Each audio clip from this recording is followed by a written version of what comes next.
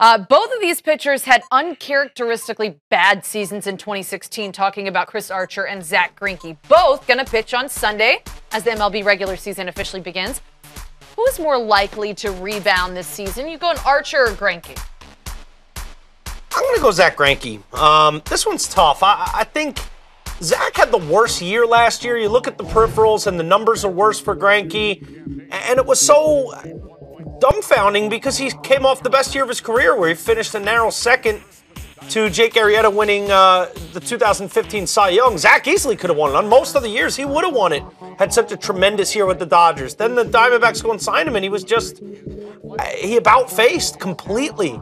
I think for that reason, the motivation of trying to live up to that big contract, to be the ace of the staff, I think an offseason with Tony La Russa kind of getting into him and trying to figure out how to maximize his greatness and assume that role as ace of the staff and a true number one.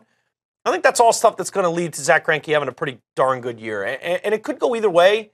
I think Zack Greinke has the better run support. So, you know, the numbers might look better in the end because he's got a couple more wins, which we know can be a meaningless stat for a pitcher, can be a deceiving stat more likely. But I think both these guys are due for bounce backs. I think the more likely to have a bigger bounce back is Zack Greinke, even though it's a tough hitter's park that he pitches in.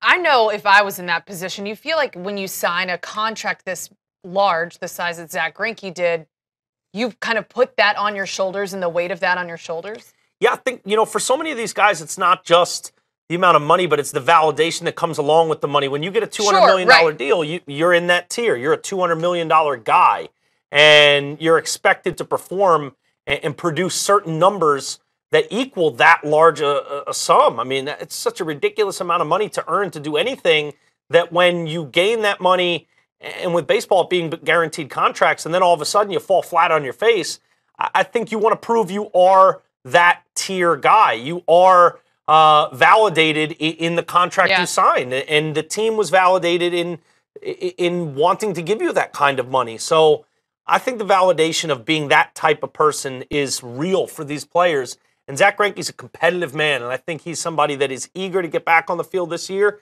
and get back to showing us the kind of stuff that had him dominating in a Dodgers uniform 2 seasons